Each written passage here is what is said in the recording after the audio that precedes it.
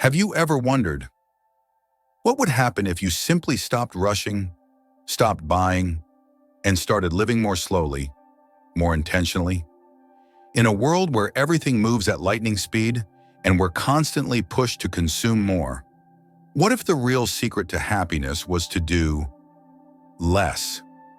Stay with us, because today we're exploring a different way of living, a way that just might change everything.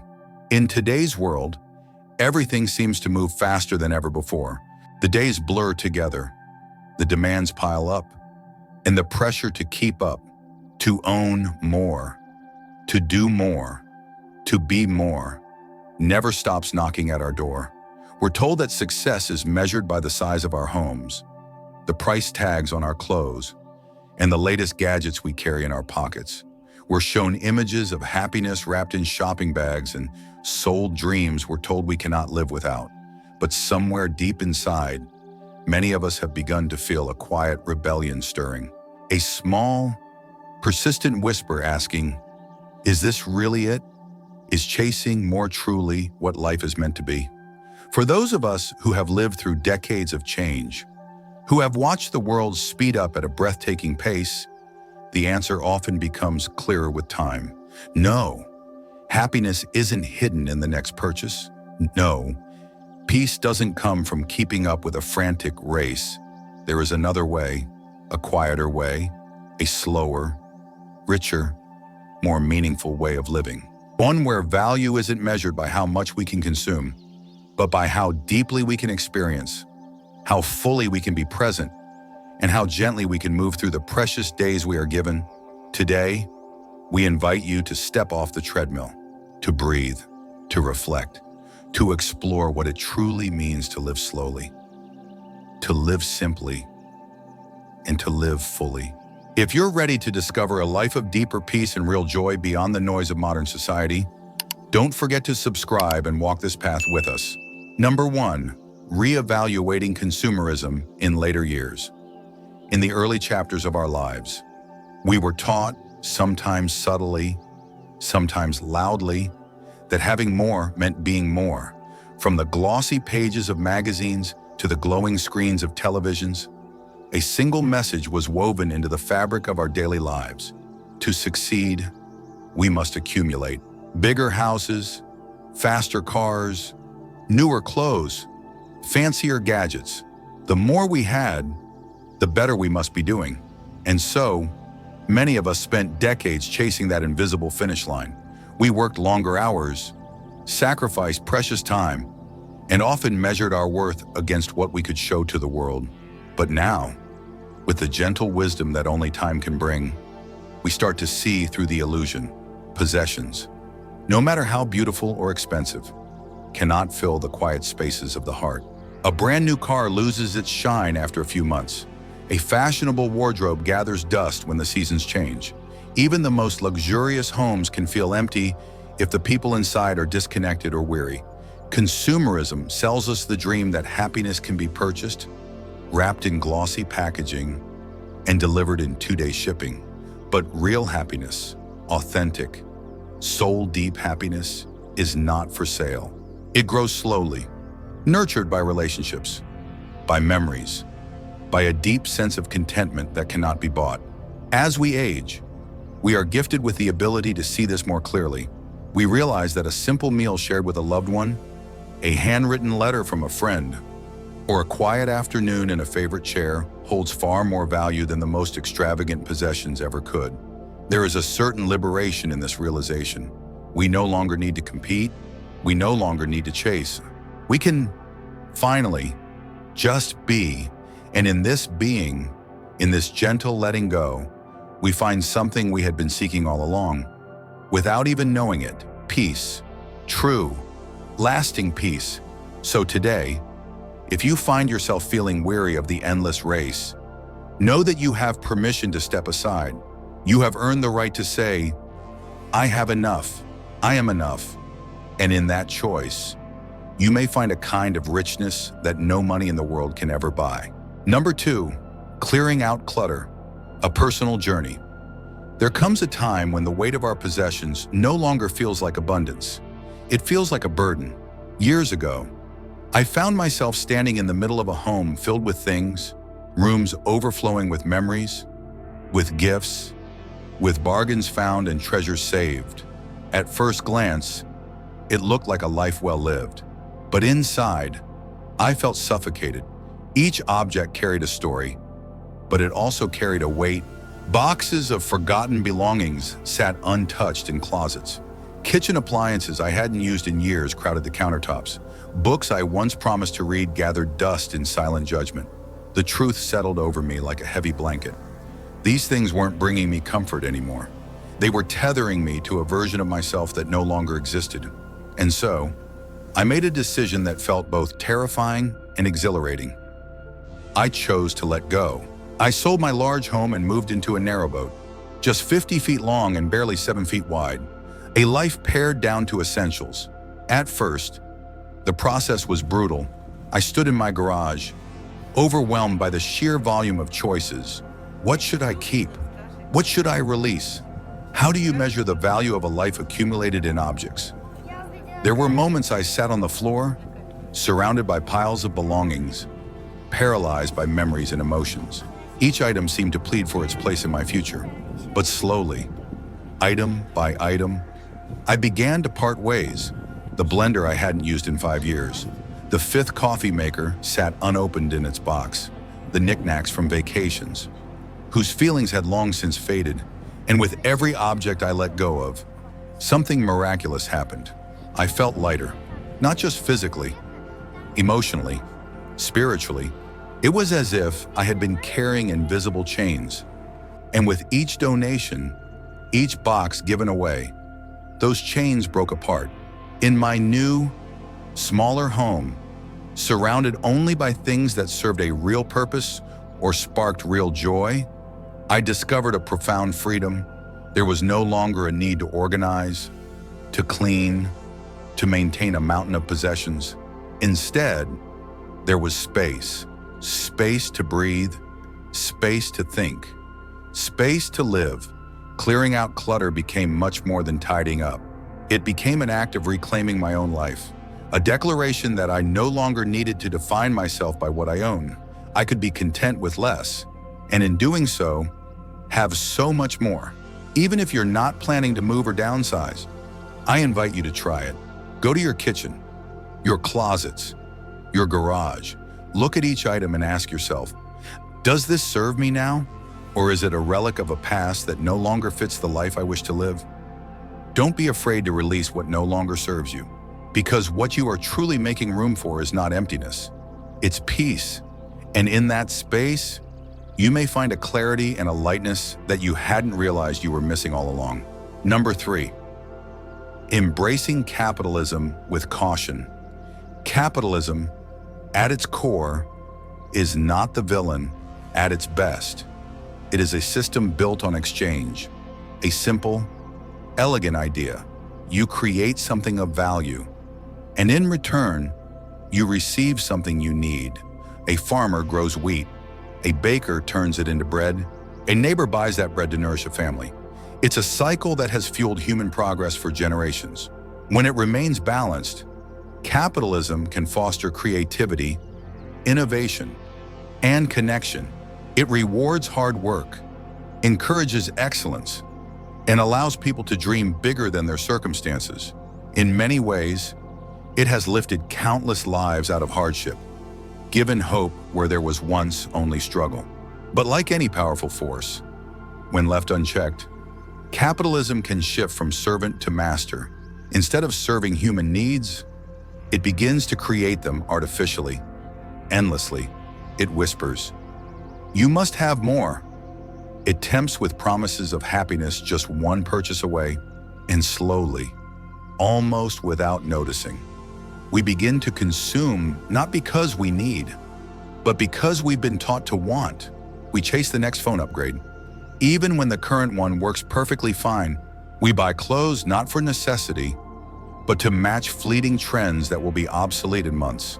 We feel a strange emptiness inside us after the rush of purchase fades, and are told the solution is to buy again. This is where caution must enter, especially as we grow older, wiser, and more attuned to the rhythms of life that truly matter. It is not wrong to participate in the economy. It is not wrong to enjoy the fruits of hard work. But it becomes dangerous when we lose sight of why we buy. When acquisition becomes a stand-in for meaning, shopping becomes an escape from the deeper work of knowing ourselves. True wealth is not measured in the things we possess, but in the experiences we savor, the relationships we cherish, the peace we carry within. The best things in life cannot be bought. A genuine laugh shared with a friend. The sun is slipping behind the horizon after a long day. The quiet pride in having lived a life of integrity, capitalism, when embraced thoughtfully, can serve us. We can support local artisans. Choosing quality over quantity, we can spend not to fill a void, but to nourish real needs, health, learning, connection. We can use money as a tool, not allow ourselves to be used by it. As we stand at this beautiful, reflective stage of life, we have the chance to choose, to no longer be swept away by every flashing advertisement, every hollow promise of more, to anchor ourselves in what is real, what endures, and what truly feeds the soul. Because in the end, no matter how cleverly packaged, no object can replace the profound richness of a life well lived, a life rooted not in endless consumption, but in conscious, grateful being. Number 4, living simply in a complex world. Choosing to live simply in a world that thrives on complexity is an act of quiet courage. It is to walk against the current, while all around you, others rush headlong in the opposite direction, chasing, acquiring, striving for more, faster, bigger. Everywhere we turn, the noise is deafening. Billboards promise a better life if we just buy one more thing. Commercials selling happiness bottled inside a car, a handbag, a vacation package. Social media feeds, curated to show perfect homes, perfect meals, perfect lives. In such a world, choosing less feels radical, choosing slower feels rebellious, choosing to step out of the race altogether feels almost unheard of. And yet, it is within that bold choice that true life begins to bloom. When you simplify, truly simplify, you start to notice a different kind of wealth. You begin to see how abundant life already is, without needing constant additions. The way the light filters through the trees on an early morning walk, the simple laughter of a grandchild, free and unburdened, the feeling of warm tea between your hands on a cold day. These moments were always there, but in the rush and noise, they were easy to miss. Simplicity sharpens our senses. It clears the fog of distraction. It allows us to be present, fully, with the life we already have, rather than endlessly reaching for a life we think we need. Living simply does not mean living without joy. It does not mean living without beauty or comfort. It means choosing joy more deliberately. It means recognizing beauty in small, humble places. It means finding comfort not in things, but in moments and meanings. There will be times when you feel alone in this choice. Friends and family may not understand why you are not chasing the latest gadget, or remodeling your kitchen for the 3rd time, or planning extravagant vacations. They may see your simplicity as odd, even lacking. But remember this: it takes far more strength to be content with little than to endlessly crave much. It takes far more wisdom to find richness in what you already have than to constantly seek fulfillment outside yourself. Simplicity is not a step backward. It is a return to what matters, a return to who you truly are, beneath the layers of expectation and noise. And in this return, you will find something priceless, a deep, abiding peace that no purchase, no possession, no fleeting trend could ever provide. In a complex world, simplicity is a quiet, steadfast revolution, one that transforms not just how we live, but how we see, how we feel, and how we love. And that, perhaps, is the richest life of all. If you find this way of thinking refreshing, don't forget to subscribe to more reflections that nourish the soul. Number 5, appreciating the little things. There is a quiet magic that comes with age. The ability to find extraordinary beauty in the simplest of moments, a magic we rarely possess in our youth. When everything grand and glittering seemed to call our name, when we're young, we often chase after big dreams, monumental achievements, and breathtaking experiences. We long for distant adventures, for grand stages, for applause that echoes. And there's a beauty in that hunger, a vitality in that pursuit. But with time, gentle, patient time, something begins to shift. We realize that life's most enduring treasures were never the loudest ones. They were the ones we passed by without noticing, the ones waiting quietly. Right outside our window, a cool breeze brushing across your face on a warm day, the slow unfolding of a flower in early spring, the comforting ritual of your morning coffee, brewed just the way you like it. The way a grandchild's small hand fits perfectly into yours, the silent companionship of an old dog resting by your side. These small things, mundane to the rushing world, become, with new eyes, sacred. Appreciating the little things isn't about lowering your expectations. It's about awakening to the truth that joy was never meant to be rare. It was meant to be stitched into the fabric of everyday life. We just had to slow down enough to feel it. When you live simply, you create space for these tiny miracles. You stop rushing past them in pursuit of bigger, louder, more. You sit with them. You let them bloom in your heart. It is no exaggeration to say that these small moments, if truly seen, truly savored, can nourish you more deeply than any great achievement or acquisition ever could. There is an elegance to a life built on such moments, a quiet, sturdy happiness that doesn't falter when circumstances change. Because it's not built on grand victories or outward success, it's built on gratitude, on presence, on an open-hearted embrace of what already is. So the next time you find yourself sitting quietly, watching the rain fall, listening to the laughter of loved ones, feeling the earth beneath your feet, pause, feel it fully. Let it wash over you like a blessing. Because in the end, it is not the grand, rare occasions that define the richness of a life. It is the countless, overlooked moments of simple joy, stacked gently one upon another, until they form the beautiful, quiet story of who you are. Number 6, resisting the pull of consumerism. Even after choosing a slower life, temptations will still whisper. Sales, ads, trends, they will try to pull you back in. But over time, the less you buy, the less you feel the need to buy. Like building a muscle, the more you resist, the stronger your inner peace becomes. Number 7, filling the void with meaningful activities. Without endless shopping trips or scrolling for the next purchase, space opens up, space to create, to reconnect, to heal. Maybe it's gardening, maybe it's storytelling with your grandchildren. Maybe it's finally time to write that memoir. The activities that fill your heart ask for your time, not your credit card. Number 8, the challenges of living differently. There will be moments of loneliness, moments of doubt. But remember, you are not wrong for choosing differently. The discomfort of stepping away from the crowd is a small price to pay for the freedom of living by your own values. Number 9, financial freedom through simplicity. Less spending means more savings, and with that, more options. Options to travel, to invest in health, to live without fear of unexpected bills. Options to say yes to the things that truly matter, without the constant pressure of more. Number 10, reflecting on life's journey. When you slow down, you gain the rare gift of reflection. You look back and realize that the best parts of life were never the things you owned, but the love you gave, the laughs you shared, the quiet mornings you allowed yourself to enjoy.